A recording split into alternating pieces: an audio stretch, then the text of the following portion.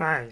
So, first question from Lucy is that about form.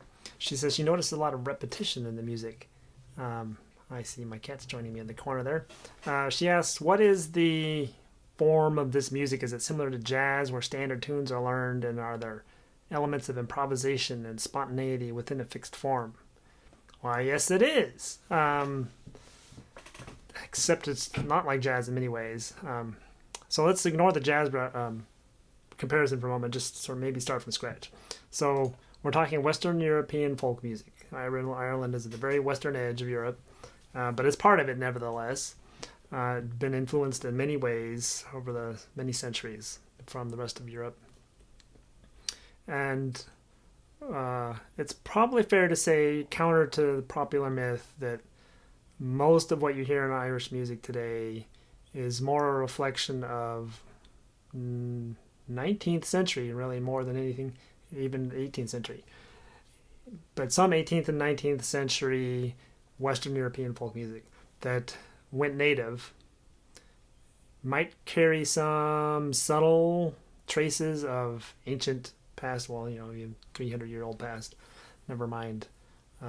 Certainly not much at all since before English, if almost maybe nothing survives from before English occupation of Ireland. But anyways, so I just want to make sure. So when we talk about form in Irish music and anything else, we're talking about a particular niche of Western European folk music. And in form in most of that dance music, this is almost everything we're going to talk about. Well, maybe everything we're going to talk about today is dance music. That's certainly my specialty. And everything you're hearing, except for maybe the one slow air from that Galway festival on Facebook, is dance music, and to be danced to. So the dance forms is almost, you could say, dictate the musical forms. It comes from there. So they can't be really separated. At least in Irish music, it's such a strong living tradition, which is one of the things that I'm still attracted to the tradition about, is that it's very much a part of Irish culture still, and it was never broken.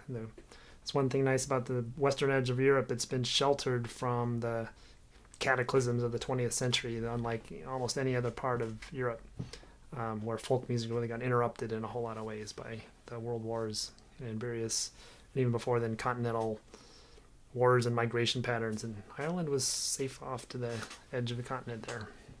It's pretty stable. And then reached places like the United States and Wisconsin via intense migration, escaping the consequences of English occupation. And then following English imperial spread across the world, spread Irish music along with all of those Irish people. Here we are in Wisconsin playing Irish music. That's me, one of a large community. So that was a diversion. We're talking about form here, right? As a Western European folk music, the general answer is 32 bar AAB form. AABB. That means that there's an A part which is melodically different than the B part. You just call it A and B, as opposed to, say, sometimes you say there's A and A primes because it's not very different from A, or A1, A2, A3 because they're only slightly different from. But generally, A and B parts, the first part and the second part, are significantly enough different. They're just, you give it a different letter in formal musical form notation. So, and it's true with the dance too, is that dance is strongly influenced by Western European influences in the 18th and 19th centuries. Dance actually might have an even older stability in the tradition.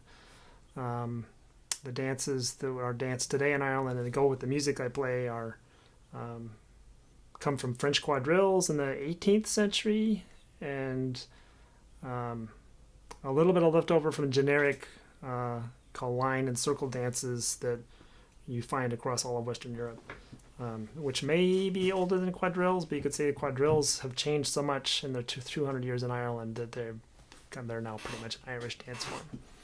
And certainly the details of the footwork, which go with the music, are maybe one of those subtle traces left that are uniquely Irish, that are some kind of leftover from older Ireland. But the basic form is not different than the rest of your system. So that's AAB form. And I'll play 2 jigs just to get a little idea about what that sounds like. Konigman's Rambles has a nice AABB form. One thing distinctive about it is lift for a different key change. Makes it easy to hear the B part. The A part is in a major, and then the B part is a relative minor. So listen for a repetition of A part twice, and a B part in minor twice.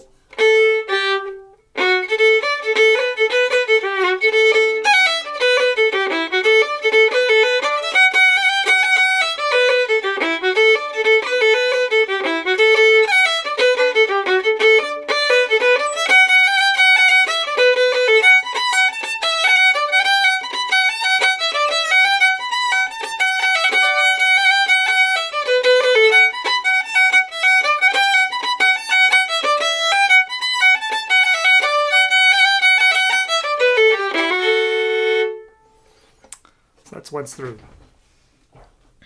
And then Cliffs of Moher is a minor tune, also AABB structure. But if you're catching if you replay this recording to hear more about it, you'll hear it at the 2-bar level.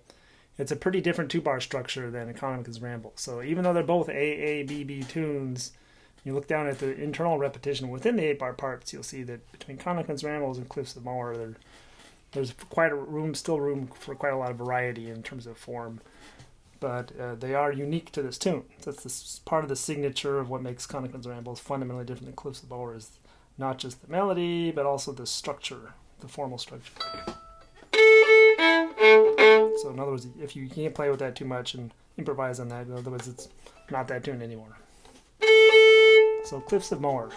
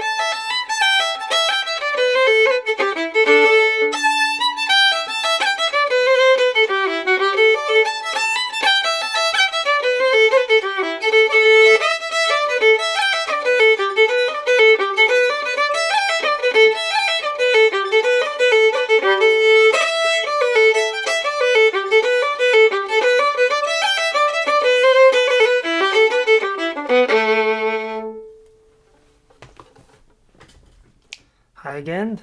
So Lucy's second question was, I'm also hearing a lot of common ornamentation. I'm sure there are terms and categorizations for this. Are these standardized? And how important is it to be faithful to these musical elements? That immediately it's a trigger word for me, ornamentation. It is, as somebody who's taught Irish music for some decades, it's a common misconception by musicians coming from other traditions, for example, Western European classical music. It's a common misconception that what you're hearing is ornamentation in terms of melodic ornamentation that you have in Western European classical music. What you're really hearing is articulation and rhythm. In other words, the pitches are pretty much totally irrelevant. It's not when you're not actually hearing ornamentation of pitches, using pitches. You're hearing melodic. You're hearing rhythmic improvisation at a very detailed level, and you're hearing articulative freedom, which is probably the freest area for improvisation in this particular Irish tradition. So what do I mean by that? What is articulation? So I have a linguistics background as well. So articulation to me is familiar as a term, but it may not be to you.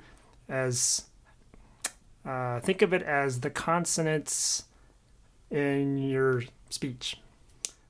All the different ways you can all change the sound coming out of your mouth using your tongue and your teeth and your throat and your lips and your vocal cords. There's a lot of different ways you're modifying the airflow coming out through your mouth. And that's what articulation means. It could be the difference between a T, a D, a the, a th, sh, s. So you're all starting, maybe you're all singing the note la, but you're saying a la or da or tha or ma. That's the difference in articulation. So what is coming across often is articulation or ornamentation to a classically trained Western musician, which I used to be. So I know somebody what I'm talking about. I used to play a lot of early music, and like in Baroque music, there's fairly standardized ornamentation, which might sound a little bit similar, but functions quite differently than what we're talking about with ornaments in Irish music. So, for example, let's say we have a standard roll, we call it in Irish music. I had to think of a better example. So this is the start of a reel, the Morning Dew, which starts with a nice E, typically a roll on the first long held note.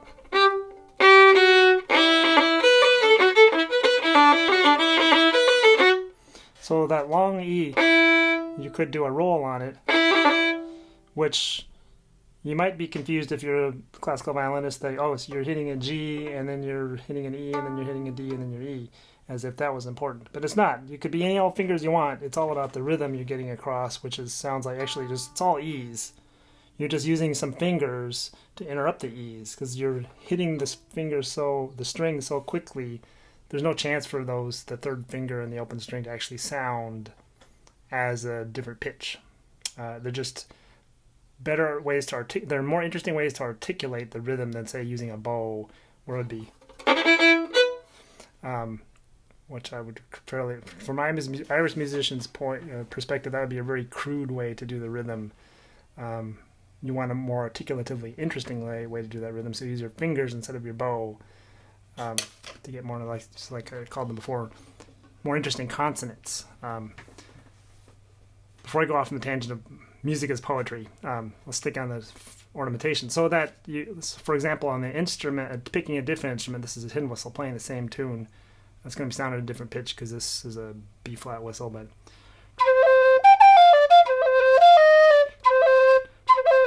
so that roll on the low E is using completely different fingers or notes than the fiddle would. But again, the fingers aren't actually what you're hearing. You're all hearing E. You're just a bunch of a rhythmic pattern on the E based on picking up and putting down neighboring fingers. And it's going to change even from whistle to whistle depending on the physics of that instrument. So ornamentation in Irish music is not standardized. It's determined by the physics of the instrument, exactly how you're going to execute it, and which ornamental aspects from the European language or classical language you might call it. So that it would sound like totally unstandardized from that perspective if you're thinking of it as a classical ornament. But it looks very standardized if you understand it in the Irish world. It's an articulatively interesting way to execute a particular rhythm, a very standardized rhythm. So to break it down into two words, ornamentation is actually articulation and rhythm.